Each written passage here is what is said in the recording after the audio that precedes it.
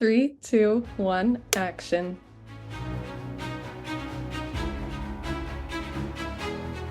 Welcome back to episode 32 of As Seen on Screen. I'm Gracie.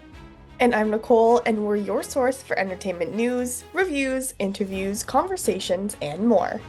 You can find us wherever you watch or listen to your podcasts on Spotify and YouTube. Yes, well, welcome back. Thank you so much for tuning in to another week here on the show. We have tons of exciting announcements from Golden Globes, tons to talk about with Variety's Actors on Actors season 21 lineup, tons of different streaming releases, theatrical releases. So let's get straight into it. We're going to start off this morning with the Golden Globes. There's a lot to unpack here. Gracie and I have been discussing it for the last 20 minutes while we were getting ready to record. So, Gracie, where do you want to start off? Should we start off with film or TV? Let's start off with film. Yeah.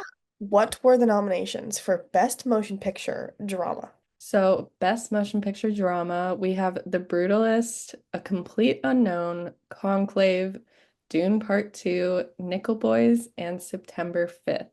So, there's a wide range of popular choices and then choices that are very niche to the film community, which I think is nice, but it'll be interesting to see who wins it because honestly, I have no clue at this point. We were laughing because some of these films, September 5th comes out tomorrow on Friday. A Complete Unknown is not out yet at all. So some of these But they're movies, nominated. some of these movies have not even been seen by a public wide audience. And now it's like, okay, here's your nomination. But I think it's great. I mean, September 5th has a huge amount of buzz behind it. Obviously, so does Complete Unknown. Brutalist did fantastically at TIFF from people I know who went and saw it. I also know people who went and saw it afterwards, like a press screening, and they were raving about it. So that one I'm not surprised is on there at all. Conclave, another one that was very successful in box office at film festivals. Dune Part 2, obviously that speaks for itself. And Nickel Boys was another one that again I heard fantastic things about. So not surprised by any of these picks, to be honest. No, and then going to Best Motion Picture, Musical or Comedy, a lot of no surprises here. But Anora, Challengers, Amelia Perez, A Real Pain, The Substance, and Wicked, which I think it's so strange for musical comedy, like Anora and Challengers being on here is kind of strange to me. But I could see Anora, but Challengers, the only musical thing is the soundtrack because that slaps, which was also nominated. Or the sound of a tennis ball. This is that category that people always complain about because it's always what we're talking about. It doesn't really always necessarily fit in to musical or comedy. Like again, The Substance obviously is a very graphic horror film, but I would definitely say it has it's like It comedic has a little bit of it's comedy. not like outwardly comedic, but like obviously people laugh and at different spots and it is supposed to be funny at some points. So that makes sense. The Obviously with ranking for the Golden Globe is just if people giggle. They're like, do they laugh? It's a comedy. Yeah, Challengers is funny to be on here because musical comedy, I would not say it's either of those. I But mean, yeah, I jammed out to the soundtrack, which was nominated rightfully so in the soundtrack type category. Comedy, I wouldn't say it was funny, but I laughed at it. yeah, So it goes back to the did they laugh? Okay, it's a comedy. amazing. One we were also discussing is the cinematic and box office achievement nominations, which some of them I feel like we're really stretching the terms of Mm. box office achievement. However, we have Alien Romulus, Beetlejuice, Deadpool and Wolverine, Gladiator 2, Inside Out 2, Twisters, Wicked, and The Wild Robot. I feel like everything is just nominated. They just wanted everything to be nominated this year, so they're like, let's just nominate everything. Yeah, they really said what was popular this year. Okay, we're gonna add that in. And I said it seems so weird that a lot of these haven't come out yet, but they're still nominated. And the ones that haven't come out yet and are still nominated are the ones that are super buzzworthy. So it makes you wonder if it's a popularity thing for the Golden Globes to get people to be like, oh my God, they nominated this. Or if they actually watched it and they were like, yeah, this deserves it. Okay, let's talk a bit about the best performance nominations for films because so we have best performance for female actor in a motion picture drama. Nominations are Pamela Anderson for The Last Showgirl, Angelina Jolie for Maria, Nicole Kidman for Baby Girl, Tilda Swinton for The Room Next Door, Fernanda Torres from I'm Still Here, and Kate Winslet for Lee.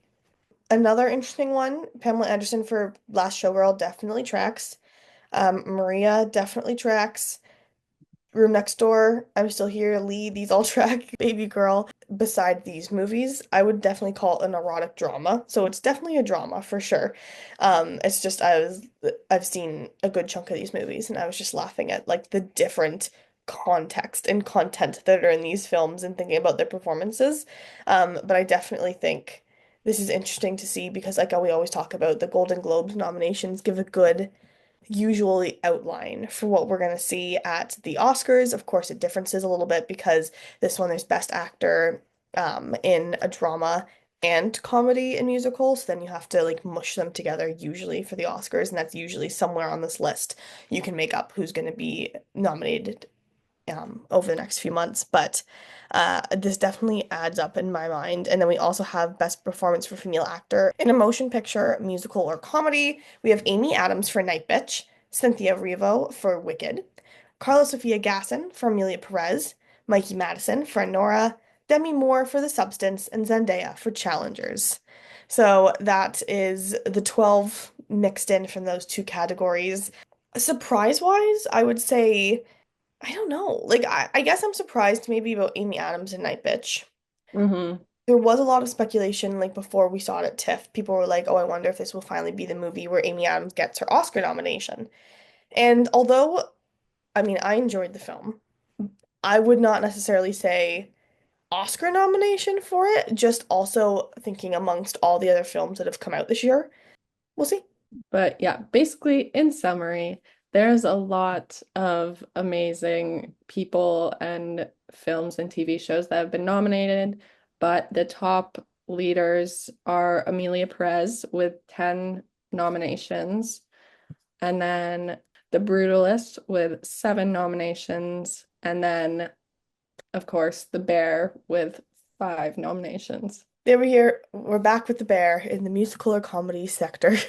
People are constantly upset about the Bear and award season, so I'm excited because I love when people just are like voicing their opinions on social media. It's like these guys have so many awards. I don't think they care. I just need everyone to know that I will be rooting for a disclaimer so hard in the Best Television Limited Series, Anthology, or Motion Picture Made for Television because it was nominated alongside Baby Reindeer, Monsters, The Lyle and Eric Menendez Story, The Penguin, Ripley, and True Detective Night Country. Yeah, disclaimer just must win. But moving on from this awards season to now varieties, actors on actors season 21 lineup. This is like the most exciting thing of the year for people in entertainment because they always have such amazing duos together or like duos that you'd never picture together.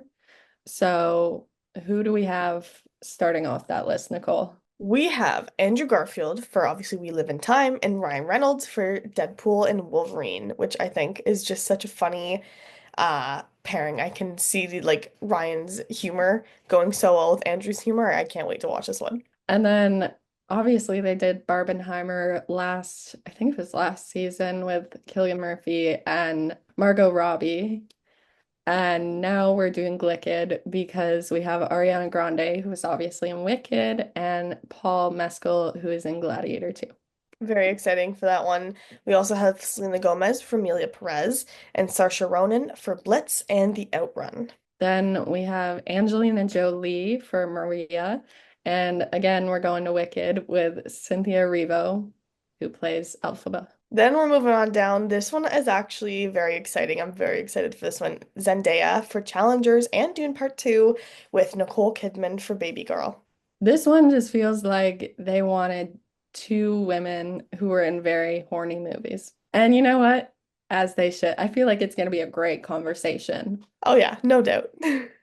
But yeah, keeping on the theme of very horny movies, We have Drew Starkey, who's in Queer, and Harris Dickinson, who is in Baby Girl, and obviously Blitz too. Yeah, that one I think is the ultimate pair up. Girlies are so excited for that one. Oh yeah, no, everyone's gonna giggle all through that one. Oh It's yeah, like there's when no seriousness. it's like when A24 did that interview with Andrew and Harris like last month, I think, like that, and everyone was like, "Oh, this is the best thing that they have done." Moving on down the list, we have Kate Winslet for Lee, with Zoe Saldana for Amelia Perez. Back to horny movies. Daniel Craig from Queer and Josh O'Connor, obviously, from Challengers. This next one, I'm also very curious to see the conversation between these two because I think they'd have so much insight into the types of movies they are in. So we have Pamela Anderson for The Last Showgirl and Mikey Madison for Nora. And although they aren't the same, they're definitely not the same type of movie, but they have that whole like stage element and performance element to it.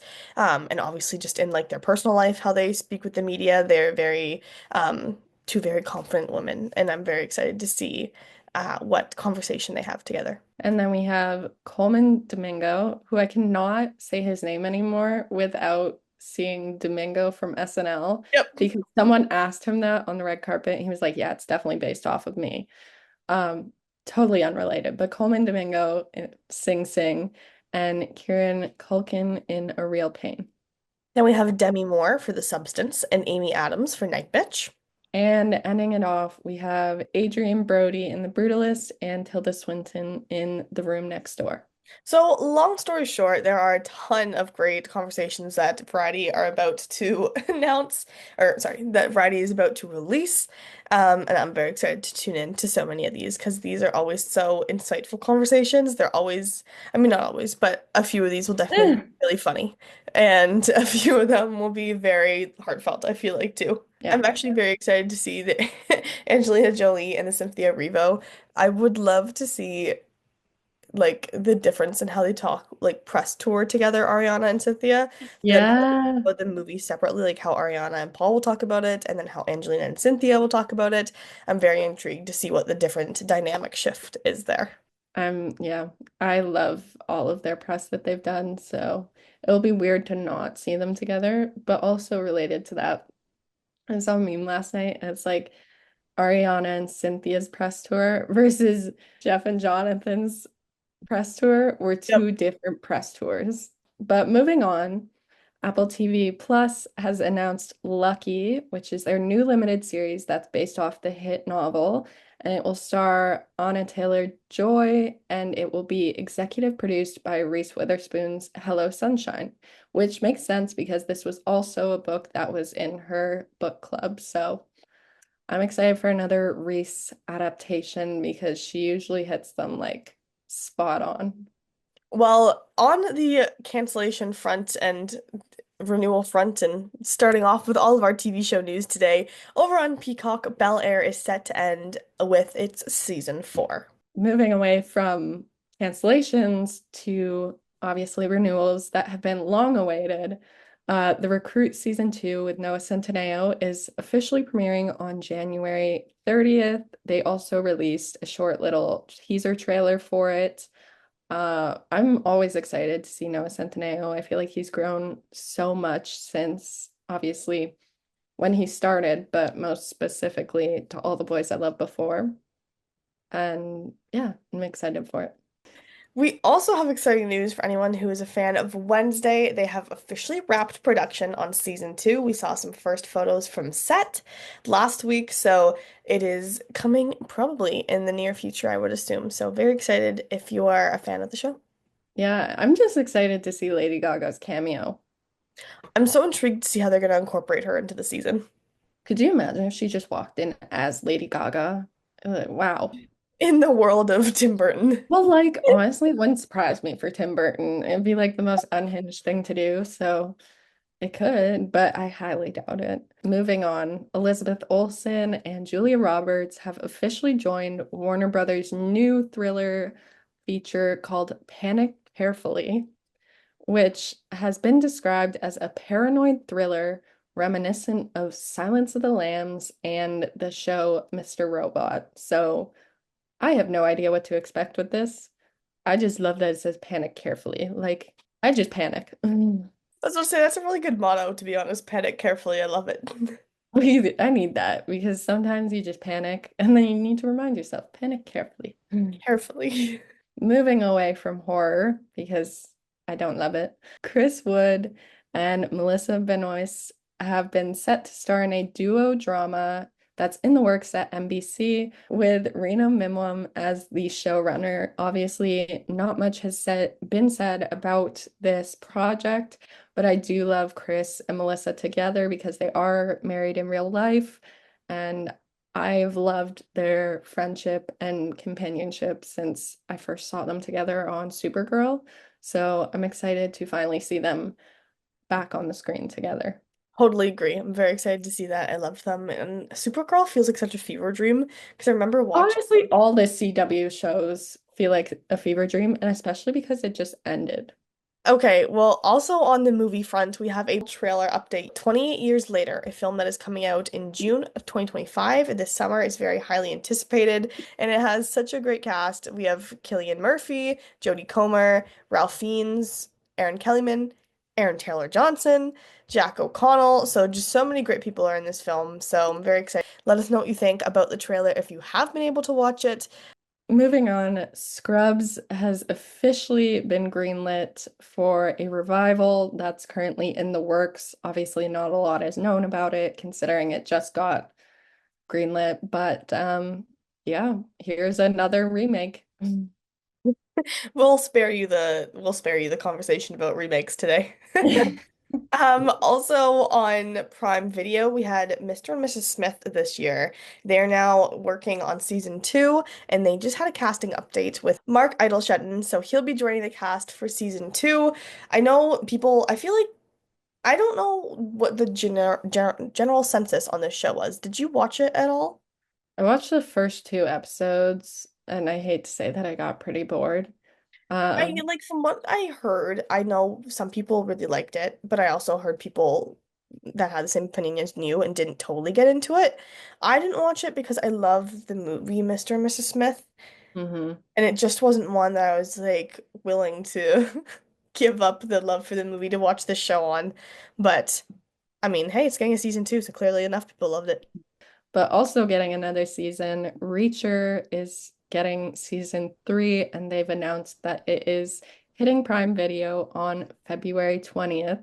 So I'm super excited for this one. I love Reacher. I love Alan. I think he's such a great actor, and I think everybody in this is so talented. So I'm excited to see what season three holds. Yes, well, last up on the news front today, we're going into music for a second. So last week, Kendrick Lamar and SZA announced the Grand National Tour for 2025. They are touring for a few months early next year, between April to June. There's actually only one Canada date and or two Canada, one Canada city, two Canada dates. Shocking to everyone, it's Toronto. They are performing at the Rogers Centre on June 12th and 13th. But other than that, you can catch them across the states between April and June. And yeah, I think a lot of people are very excited about this. I know a few people that already got their tickets. Tickets already went on sale. So yeah, we'll see all the buzz as we get closer to April. I'm so excited for the Toronto dates because you know Drake is going to be so pissy. That's gonna be so interesting because I know, like, again, my friend, I don't really like, I'm not a huge Drake or Kendrick Lamar fan, but my friends that are either very like Drake or Lamar, and I'm very interested to see what that drama looks like when he comes into the city. So we have to talk about it because last weekend, or this past weekend, I guess, the Eras Tour, Taylor Swift's beloved, almost 2 year long run came to an end in Vancouver, which honestly, I'm still surprised she ended it in Canada. I'm still kind of shocked by this, but coming past that, Gracie has some numbers on statistics here on the tour. So, what were the final numbers, Gracie, that we have? You're making me sound so smart. You are so. Um, no, it is official. The Eras Tour has come to an end, shockingly, in Canada, but I feel like that's well deserved considering we had to wait so long for dates. Agreed. Taylor Swift's The Eras Tour has officially become history's first $2 billion tour. And the tally is obviously, it went on for 21 months and it had 149 dates. That's just like crazy to me. And I think they said like over 10 million in attendance. That's absolutely insane to me. That, well, like, I'm not surprised because it's Taylor Swift, but like the fact that those numbers are even like a real thing that artists can aspire to get to is crazy. And I want to point out we were a part of that. We were a part of that. We were two in 10.1 million. Yes, we were. But yeah, honestly, the Eras tour has come to an end. I don't know what to do with myself now, but there'll obviously be another tour in the future. I'm just so intrigued, like going forward, what she's going to do because I know she'll top herself because it's Taylor Swift, but how do you top that? Like, you know what I mean? Yeah. How do you top this? I don't think you can. I don't think you can. We say I don't think you can, but she She definitely will. can. She But has something up her sleeve, but we're sitting here, we're like, this is one of the most historic tours that's ever happened. I I don't know think it how. is the most historic tour, to be honest. Yeah, like just the impact culturally and like also money wise, like economy wise. It was interesting. So I actually watched the live stream of it. I was very proud of myself, stayed up. I was so tired and I was like, no, I have to do this because I was so scared I was gonna miss a big historic announcement. So I watched the whole thing. Also, it was very bittersweet to actually watch the very last one unfold because you could tell she was very emotional. For the surprise songs, she sang A Place in This World. I love that song. I still remember watching Ramona and Beezus and hearing that. And Ramona and Beezus, you all know I'm a country girly, so the first few albums are some of my favorites. So she did that with New Romantics, and then this piano surprise song was Long Live, New Year's Day, and The Manuscript. So great mashups there. I'm still sad she didn't do Christmas Tree Farm ever, but that is okay.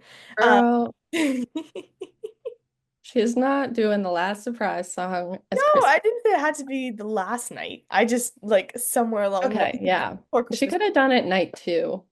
But it was very bittersweet watching it because even the ending when all the dance she stopped and hugged every dancer individually as they bowed on stage. And then they did like a massive group huddle and a big hug and everyone was just cheering and the confetti's flying everywhere. Oh, it was like, wow, this really is over. That's so sad. I know, but I have a feeling there'll be like a documentary or a part two to the Eras Tour film because obviously we have Tortured Poets Department. That has to be added in somewhere. Well, with the amount of cameras that were flying around There Vancouver better be something. and the fact that she wore the same the same outfits 3 nights in a row, there has to be definitely something. It's interesting because do you know Sarah Jenkins on TikTok? She lives in Toronto. She used to work for CBC. She's a content creator. She just in a very big Taylor Swift fan, and she was posting today on Instagram. So she did this jacket thing. So she made her own jacket for Toronto shows. She wore it on her first night in Toronto. Then she gave the jacket to other fans in Toronto to wear for all of the other 5 dates of the concert. Then she Yes. also found a way to ship them out to Vancouver, and 3 different people wore them in Vancouver. Well, the girl who wore it on the last night, Liz, got interviewed by the documentary filmmakers at the Van on night 3, and they were so invested in the story. Apparently, they really loved it. They kept asking all these questions, and so she told her about Sarah. She told her about what, like the sister of the traveling jacket, basically. And so that could be in whatever, if this is going to be an Eras Tour documentary, another movie, that could be in there, which I thought was really, really cool. Yeah, I love that. I know exactly what jacket you're talking about, and I love that jacket. So very exciting, and I hope for Sarah she makes it in because that will be very cool to see. Well, it is that time. It is that time for weekly watches. Gracie, what is your watch of the week? Okay, I had a few this week, so I'm gonna give shout outs Me because too. I I'm so never proud have of a us. few. I did end up watching The Quarterback and Me, the one that Nicole watched last week, and we already conversed about it. We basically have the same opinion. So if you want to see her review last week, go check it out. I also just saw Wicked again yesterday, and it is just as good the second time, if not better. Um, but my real watch of the week was Dear Santa, which is on Prime Video right now. It stars Jack Black, and it is about a kid. We've talked about it on this podcast before, but it's about a kid who writes a letter to Santa, but unfortunately he's dyslexic. So he writes Satan instead. Then comes in Jack Black, who plays Satan, and he's kind of like trying to pretend to be Santa for this kid, but then obviously the kid realizes this is not the right person. I didn't love this movie. I thought it was kind of boring, which sucked because I love Jack Black and I think he's so funny. The movie just didn't hit for me. It felt like it was really repetitive.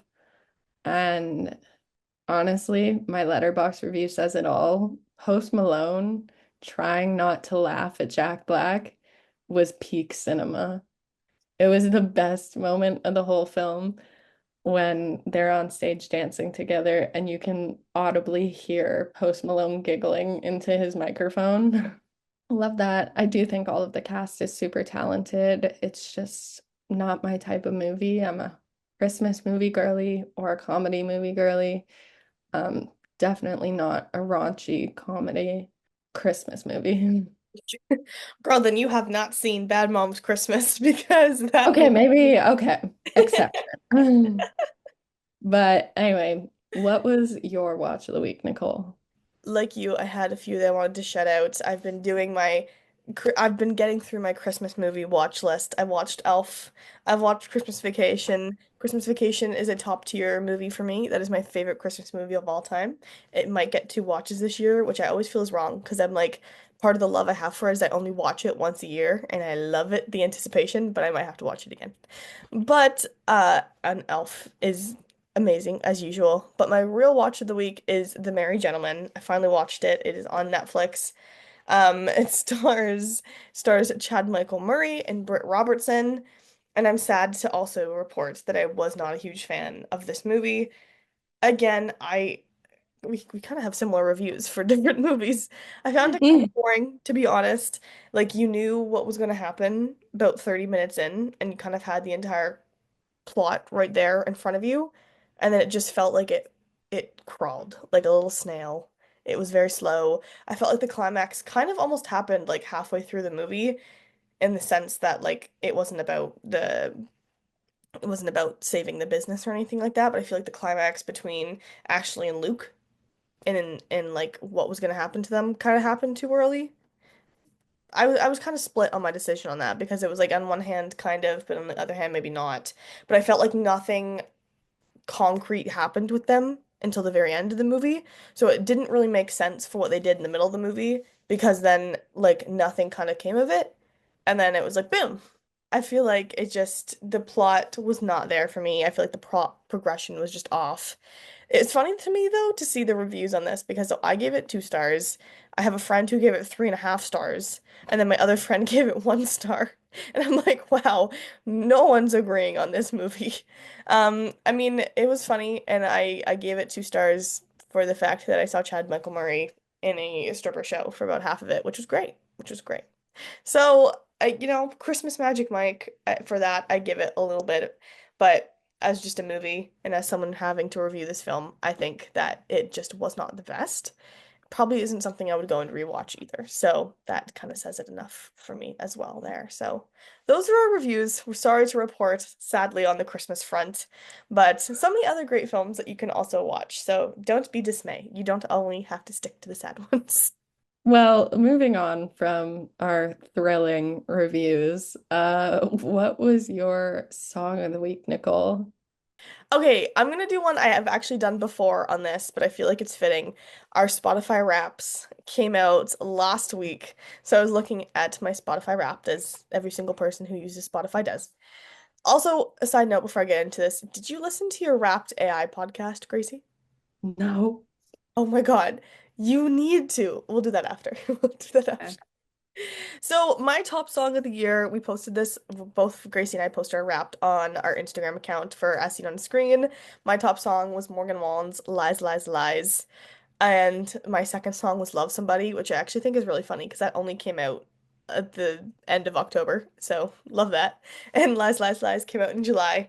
So, I mean, I love those songs. That made complete sense to me. I was going to be surprised if it was anything else, to be honest. So I was very happy to see that it came through in the end. And my top artist was Morgan Wallen, and then followed by Taylor Swift. So this all makes a lot of sense for me. What about you, Yeah, Gracie? I'm gonna stick to your theme because that's perfect. To no one's surprise. My top artist was Megan Trainor.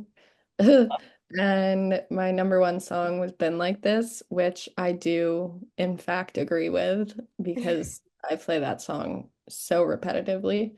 Um, I was shocked to hear Houdini as my second one by Dua Lipa because I didn't think I listened to it that much, but whatever. But here we are. Um, but yeah, Been Like This is always going to be a good song for me. But as you said, my top artists were Meghan Trainor, Taylor Swift, Sabrina Carpenter, Olivia Rodrigo, and Dua Lipa. So we have all women. I love that Dua Lipa is your fifth artist, but she has a second t song on your list. I don't even know where Dua Lipa came from. Like, don't get me wrong, I love Dua Lipa, but I'm shocked it wasn't Chappell Roan. You know what? Honestly, I've seen a lot of people on TikTok talking about how they don't feel like their Spotify Wrapped is accurate, and I Oh, kind of I feel like mine is very accurate, except for Dua Lipa. see. I feel like mine's very accurate, except for my bottom two artists, which were Luke Combs and Luke Bryan. Which don't get me wrong, I love Luke Combs. I don't feel like I listened to him this year as much as I have in past years when he hasn't even been on my list. And Luke Bryan, again, Luke Bryan was like my first country music love. So, of course, he's on my playlist constantly, but I don't outwardly listen to his songs. There's one song he came out with this year, Love You, Miss You, Mean It, and I listen to that a lot. So maybe that's it, but that wasn't even on my top song. So I don't know. It was very confusing. But um, you need to go listen, and anyone else listening that hasn't done this, that is a Spotify user, go listen to your Wrapped AI podcast in the Wrapped folder on Spotify. It is so funny. It's like 4 minutes of these two AI hosts discussing all of your Wrapped, and it's kind of scary because it says your name like 5 times, and you're like, why do you know my name? Um, but it was just my friend and I were listening to them together on FaceTime the other day. It was so funny. I don't even know why. Maybe it was just because it was like 2 in the morning. It was just funnier because we were so tired. But it's really funny. So if you want a good laugh, go listen to someone divulge your Spotify Wrapped in AI. Moving in to the very last segment of today's show, as always, we have our upcoming releases. Starting off with No Good Deed, which is a series premiering on Netflix today, December 12th. Moving on from that, also on December 12th, we have Red One, which is shockingly coming to Prime Video after being in theaters for what seems like a very short time. But that'll be a movie on Prime Video for you. A long-awaited movie hitting theaters this weekend that has been pushed back numerous times, and it is finally being seen. Craven the Hunter, of course, starring Aaron Taylor Johnson, is having its release tomorrow on December 13th in theaters. And on December 13th, we have The Lord of the Rings, The War of Rohirrim, that's going to go to a theatrical release. So if you're going to Craven the Hunter, you can come right out and watch the new Lord of the Rings. So Or you can watch September 5th, which is hitting theaters on December 13th, tomorrow. That was the one we talked about earlier in the show, has a Golden Globe nomination already. So definitely a good idea if you're looking for something to watch this weekend, to check that one out in theaters. yeah. Or if you don't want to go to a theater, you can go back home. And we've got Carry On, which is a new Netflix film, also coming December 13th. Or if you're a TV fan, we have I feel like I've heard so much buzz about this for the last few weeks. Dexter Original Sin, the prequel series, also tomorrow on December 13th. If you are more into documentary and music, we also have Elton John, Never Too Late, which is his documentary coming to Disney Plus on December 13th. And last on our list is one that Nicole and I both have a special spot in our heart for. Cuckoo, the movie, is coming to Disney Plus and Hulu on December 17th. So that is everything. There's a ton on that list. So you will not be left without something to watch this weekend, whether it's at home or in the movie theaters. So let us know which ones you're checking out this weekend. Well, that is all we have for this episode of As Seen on Screen. Thank you so much for listening and tuning in. I'm Gracie. And I'm Nicole, and we're your source for entertainment news, reviews, conversations, and more. You can find us wherever you get your podcasts, on Spotify or YouTube. We will see you same time next week. Until then, see ya. Bye.